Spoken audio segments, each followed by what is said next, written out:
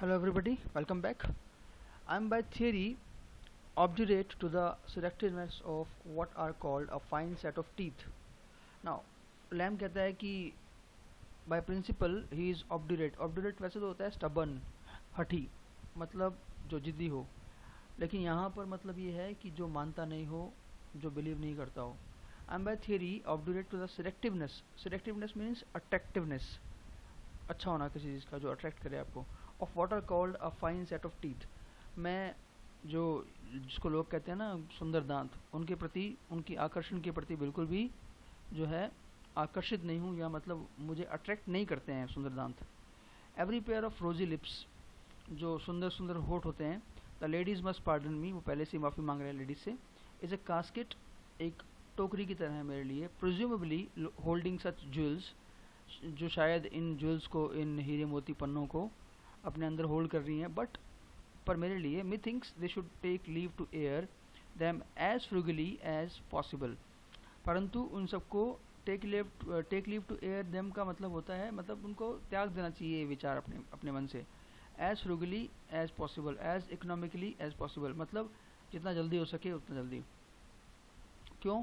The fine lady और fine gentleman, वो सुंदर लड़कियां, औरतें या वो पुरुष, who show me their teeth, जो मुझे अपने दांत दिखाते हैं. शो मी बोन्स, वो मुझे हड्डियाँ दिखाते हैं. मतलब लैम जो है वो क्या कह रहा है कि मेरे लिए दांत जो है वो हड्डियों के समान है. येट मस्ट आई कन्फेस, परंतु मुझे मानना पड़ेगा, that from the mouth of a true sweep, कि एक जो सच्चा स्वीपर होगा, मतलब जो बच्चा है वो, अ डिस्प्ले, दिखावा, इवन टू ऑस्टेंटेशन, ऑस्टेंटेशन मैंने बिल्कुल दिखावा करना, किसी शो ऑफ करना, of those white and shining ossifications. ossification dental term है, हालांकि यहाँ पर इसका मतलब दांत हैं. तो वो सुंदर दांत है चमकते हुए. Strikes me as an agreeable anomaly in manners.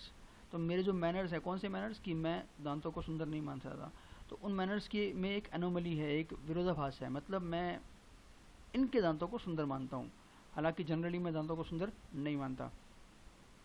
And an allowable piece of foppery, और मैं इसको एक ऐसा दिखावा मानता हूँ जो अलाउड है, मतलब जो दिखावा किया जा सकता है. इट इज़ एज वैन, ये तो ऐसे ही है जैसे कि a sable cloud turns forth her silver lining on the night, कि एक काला बादल जो है turns forth her silver lining on the night, रात्रि के समय कैसे उस काले बादल जो है उसकी एक सिल्वर लाइनिंग दिखाई देती है. जैसे आप जानते ही हैं बादल जो है उनके ऊपर एक सिल्वर लाइनिंग होती है चंद्रमा की रोशनी के कारण, यहाँ पर बिकॉज नाइट है, तो वो बिकॉज वो बच्चे काले हैं सारे, तो उनके दांत जब दिखते हैं तो ऐसा लगता है कि जैसे वो एक सिल्वर लाइनिंग की तरह है ना.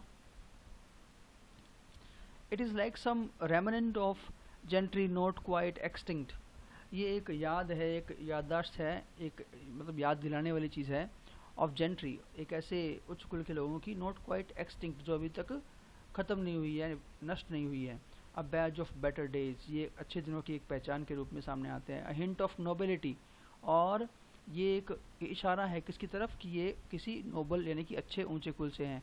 And doubtless under the obscuring darkness and double night of their forlorn disguisement of times lurketh good blood and gentle conditions.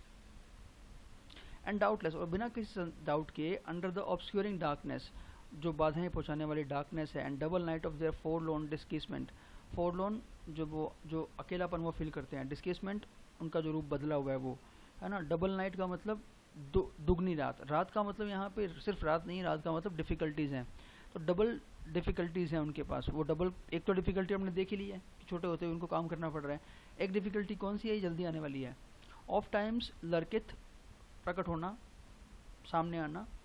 Of time, often time मैंने प्राय. गुड ब्लड, अच्छा खून, अच्छा खून मतलब अच्छा कुल का होना.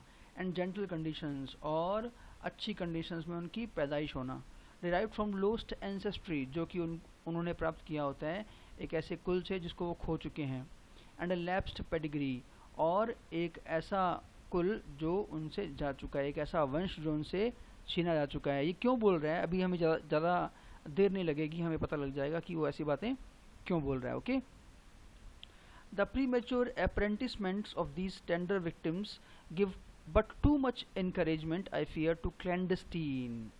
प्री मेच्योर अप्रेंटिसमेंट्स का मतलब होता है कि इनको बहुत जल्दी जो काम पे लगा दिया जाता है ना, अप्रेंटिसमेंट काम पे लगा देना, ऑफ दिस टेंडर विक्टिम्स, इन बेचारे विक्टिम्स को, give but too much encouragement, तो उससे बहुत ज़्यादा इनकरेजमेंट मिलता है किसको, आई फियर, मुझे डर लग रहा है बताते हुए, I doubt, I fear to clandestine, clandestine मैंने बच्चों को जन्म के समय से या जल्दी ही अगवा कर लेना, किडनैप कर लेना, एंड ऑलमोस्ट इन्फेंटाइल एबडक्शंस, वो सेम वही बात कि बच्चों को जब इन्फेंटाइल यानी कि उनके इन्फेंसी में ही जब उनको एबडक्ट कर लिया जाता है, तो लैम अपनी एक थियरी लेके आ रहा है कि लैम सोचता है कि उनको शायद बचपन में ही क्या कर लिया गया था, एबडक्ट कर लिया गया था, है ना, क्योंकि उनके जो हाव भाव हैं, उनके दांत, खासकर दांत से बात छिड़ी थी ये, वो सब ऐसा लगता है कि जैसे किसी बहुत ही अच्छे कुल के हैं ये। अपनी बात को प्रूव करने के लिए वो आगे भी बोलता है, the seeds of civility and true courtesy, और जो उनमें सभ्यता के और शिष्टाचार के जो हमें बीज दिखाई देते हैं, मतलब उनमें जो शिष्टता और शिष्टाचार है जो, और जो सभ्यता उनके अंदर है, ये मेटाफोर हो जाएगा, सो ऑफन डिसर्नेबल, जो प्राय दिखाई देते हैं इन दीज यंग ग्राफ्ट्स, इन छोटे बच्चों में, not otherwise so to be accounted for, जो कि अदरवाइज होने नहीं चाहिए थे।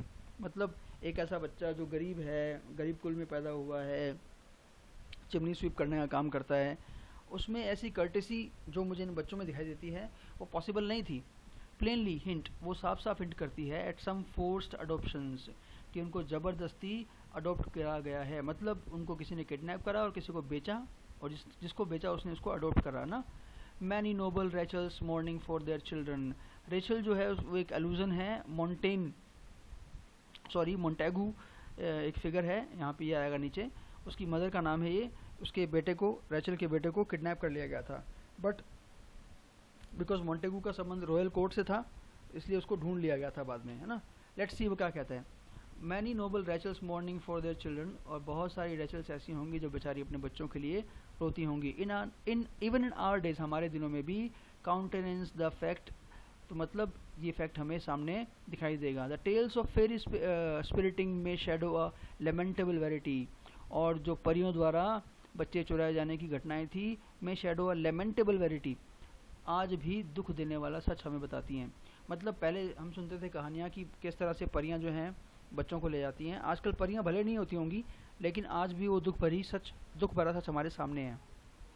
And the recovery of the young Montagu be but a solitary instance, और मॉन्टेगू को जब रिकवर किया गया था तो वो एकमात्र सॉलिटरी माने एकमात्र एग्जाम्पल होगा ऑफ गुड फॉर्चून, अच्छे भाग्य का, out of many irreparable and hopeless defilations, बहुत सारे ऐसे किडनैपिंग्स, डिफाइलेशन माने किडनैपिंग्स जो इररिपेरेबल हैं और होपलेस हैं, मतलब ऐसे किडनैपिंग जो बच्चों के हुए जिनके कारण उनकी मदर्स रोती रही, रेचल तो रोई परंतु रेचल को उसका बेटा मिल गया, मोंटेगू मिल गया, लेकिन ये बेचारे ऐसे हैं बहुत सारे जो कभी वापस रिकवर नहीं किए जा सके। वो तो लकी थी, बाकी मदर्स इतनी लकी नहीं होती। Now moving forward will see कि in one of the state beds at Arundel castle a few years since under the ducal canopy, कहानी सुनाने जा रहा है हमें एक, कि किस तरह से ब्लैम को लगता है कि ये बच्चे जो हैं वो किसी रॉयल फैमिली से या किसी अच्छे कुल से बिलोंग करते थे। ओके, तो अरुंडल कासल के जो स्टेट बेड्स थे, बेड मैंने बिस्तर, उनमें से किसी एक बिस्तर की बात बता रहा है वो, अ फ्यू ईयर्स सिंस, कुछ साल पहले की बात है, अंडर ड्यूकल कैनोपी, ड्यूकल का संबंध ड्यूक से होता है, ड्यूक आप जानते ही हैं, है ना, डचेस ड्यूक के बारे में पढ़ चुके हैं हम। तो एक कैनोपी माने जो बेड के ऊपर छतरी लगी होती है। The seat of the Howards is an object of curiosity to visitors, जो हावर्ड्स जो अरुंडल कास्टल में जो ड्यूक रहते हैं उनका जो सरनेम है वो हावर्ड्स है, तो वो हावर्ड्स की जो वो सीट है वो विजिटर्स के लिए एक बहुत सी उत्सुकता का विषय है, चीफली फॉर इट्स बेड्स, अपने बेड्स के लिए, in which the late duke was especially a कॉन्जियो, कॉन्जियो माने एक्सपर्ट। तो मतलब जो हावर्ड्स की वो सीट है वो बहुत ही फेमस है, किसके लिए, बेड्स के लिए, क्योंकि जो ड्यूक था, जो लास्ट ड्यूक जिसकी बात चल रही है, वो एक्सपर्ट था। Encircled with curtains of delicatest crimson, बहुत ही डेलिकेट क्रिम्सन कलर के, पर्पल कलर के जो हैं कर्टन्स उसमें लगे होते थे, विद सारी कॉर्नोट्स, और उसमें क्या लगे होते थे, स्टार्स और कॉर्नर्स मैंने जिसको बोलते हैं अपन क्राउन, है ना, छपे होते थे उनके ऊपर, इनवोवन बने हुए।